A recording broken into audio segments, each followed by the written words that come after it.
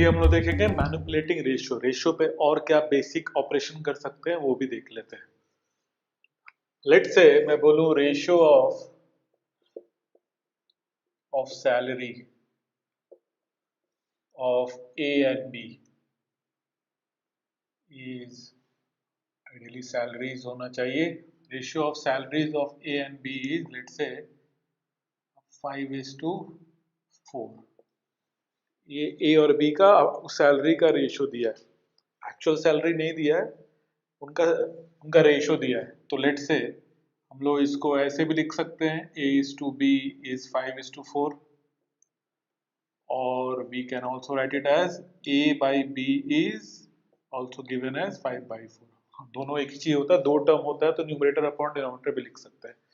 अभी यहाँ पर इंपॉर्टेंट लर्निंग क्या है वो सुनो। रेशियो ऑफ सैलरी दिया है अगर ए और बी का, मैं बोलूं कि ए का सैलरी भी डबल हो जाता है, डबल मतलब इंटू 2, और बी का सैलरी भी आपको डबल हो जाता है। तो कहने का मतलब ये भी डबल हो गया, डबल मतलब इंटू 2, और बी का भी डबल हो गया। हाँ, तो मेरा बोलने का मतलब है कि इनका रेशियो सेम रहेगा कि बदल जाएगा, आप अपने लिए सोचो। अगर एक रेशियो है आपको 5:4, इसको भी 2 से मल्टीप्लाई कर रहे हो और इसको भी 2 से मल्टीप्लाई करो, तो इवेंचुअली तो ये 2 और 2 ये तो कट ही जाएगा। हाँ, तो रेशियो तो सेम ही रहा। अगर अभी भी क्लियर नहीं है तो ऐसे सोच लो, जो रेशियो होता है एसेंशियली आपको डिवीजन का प्रोसेस है। तो अगर इसको भी आप इंटू 2 कर रहे हो, इसको भी इंटू 2 कर रहे हो, तो ये तो कट ही जाएगा। तो रेशियो चेंज कहाँ हुआ, रेशियो तो 5/4 ही रहा। हाँ, तो कहने का मतलब क्या बोला जा रहा है, आपका कोई भी रेशियो अगर उसको आप सेम नंबर से मल्टीप्लाई करोगे तो रेशियो वही रहेगा, रेशियो चेंज नहीं होने वाला है। लेट्स से होल्ड करो, अगर मान लो मैं बोलता कि लेट्स से अभी 3 जन है ए बी और सी, इनका रेशियो मान लो 7:, आपको 5:4 है, ये इनके सैलरी का रेशियो है। मैं बोलूं कि इन सारे का सैलरी आपने 5 गुना कर दिया, 5 गुना कर दिया मतलब इंटू 5 कर दिया। तो अगर इंटू 5 करोगे तो ये सारा 5 से मल्टीप्लाई होगा। तो आप बताओ रेशियो बदलेगा कि रेशियो जो ओरिजिनल रेशियो था वही रहेगा। अगर 5 सारे में कॉमन है तो 5 तो कट तो हो ही सकता है, तो रेशियो बदला कहाँ, रेशियो तो वही का वही रहा। तो I hope you got the idea. तो हाँ, तो बेसिक जो आपको जिस्ट क्या है, इंपॉर्टेंट पार्ट क्या है, if you multiply or divide a ratio by a certain term, ratio will not change, ratio will remain the same। ये आपको बेसिक जिस्ट यही है, इसको हम लोग काफी जगह यूज कर सकते हैं, ये इंपॉर्टेंट आइडिया है। तो फॉर एग्जाम्पल लेट से मैं बोलूं कि आपको ratio of amounts with A and B is 1/2:1/3, ये है। ए और बी के पास अमाउंट का रेशियो 1/2:1/3। अभी देख लो कुछ नया चीज आ गया, फ्रैक्शन में रेशियो आ गया, तो यहीं पर इसका हेल्प मिलेगा। इसका पहला तरीका है, अगर दो टर्म है, हाँ दो टर्म का पता है, मैं न्यूमरेटर अपॉन डिनोमिनेटर लिख सकता हूँ A/B।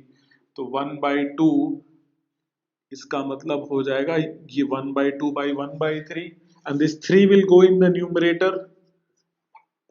तो ये आपको 3:1 होगा और ये 2:1 होगा, तो रेशियो आ गया आपको 3/2 का रेशियो आ गया। ओके, हाँ अगर मान लो कि इसको मैं ऐसे भी सोच सकता था कि अच्छा होल्ड करो, मैं यहाँ लिख रहा हूँ A:B का रेशियो है 1/2:1/3।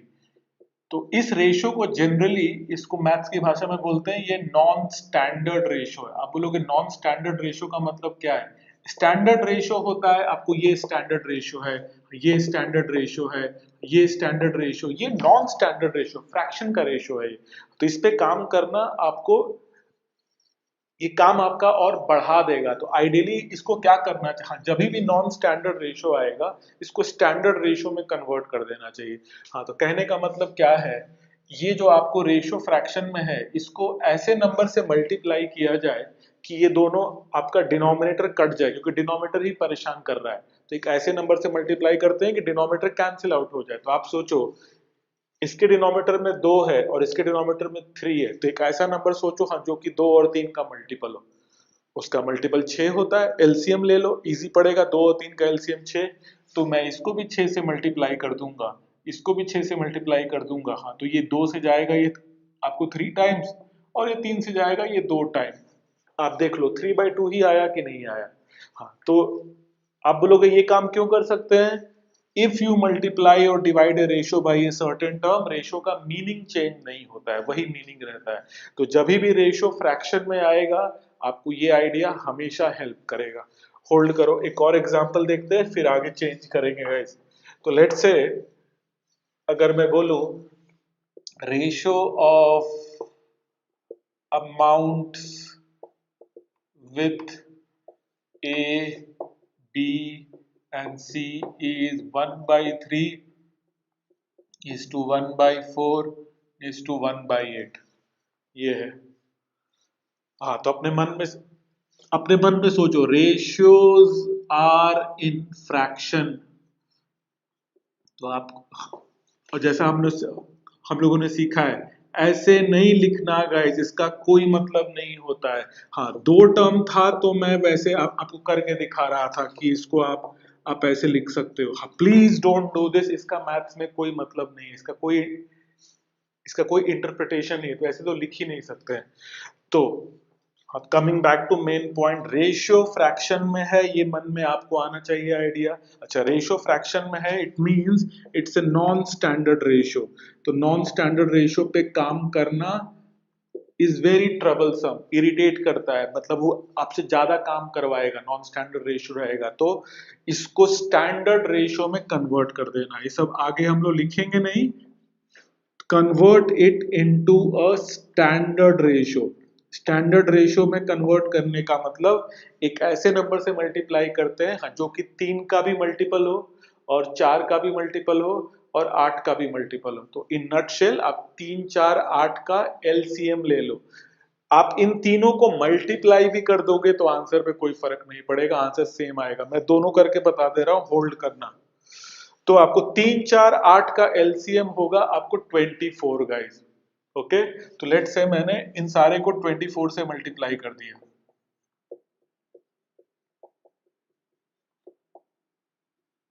सेम रेशियो से मल्टीप्लाई कर सकते हैं, रेशियो का मीनिंग चेंज नहीं होता है।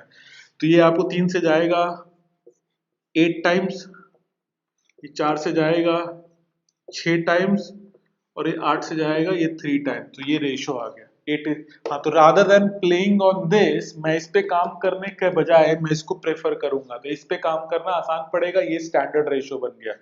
होल्ड करो, एक और थॉट। हाँ काफी सारे स्टूडेंट लोग बोलते हैं कि एलसीएम निकालने में मेरे को दिक्कत होता है। हाँ तो क्या इनके प्रोडक्ट से मल्टीप्लाई कर सकते हैं? हाँ बिल्कुल कर सकते हैं। इनका प्रोडक्ट हाँ क्या होगा, मत करो मल्टीप्लाई, ऐसे ही छोड़ दो। हाँ 3 इंटू 4 इंटू 8 बाई 3, ये 3 इंटू 4 इंटू 8 ये बाई 4, और ये 3 इंटू 4 इंटू 8 एंड बाई 8। ये 3 गया, ये 4 गया, ये 8 गया, ये आ गया स्टैंडर्ड रेशियो आपको 4 इंटू 8 इज टू आपको 3 into 8 is to 3 is to 4। अभी देख लो अगर कुछ रिड्यूस हो रहा है तो रिड्यूस कर दो गाइस। अगर अगर लग रहा है इन तीनों में कुछ कॉमन है, हाँ तो कट करो। यहाँ भी 4 है, हाँ ये भी 4 से कटेगा और ये भी 4 से कटेगा, तो 4 से कट कर दो। अगर छोटा हो रहा है तो आप देख लो आंसर तो वही आने वाला, आंसर चेंज कहाँ हुआ, आंसर तो वही आया। तो एलसीएम से मल्टीप्लाई करने में फायदा क्या है ना, ये जो आखिरी में आके मेरे को फिर से कट करना पड़ रहा है ना, वो कट नहीं करना पड़ेगा, एक ही बार में फाइनल रेशियो मिल जाएगा। तो I hope you got the idea. तो जब भी आपका रेशियो फ्रैक्शन में रहे उसको स्टैंडर्ड में कन्वर्ट करना है, और कन्वर्ट करने के लिए आपका जो भी डिनोमिनेटर है उसके रेशियो, उसका कॉमन मल्टीपल से मल्टीप्लाई करना है।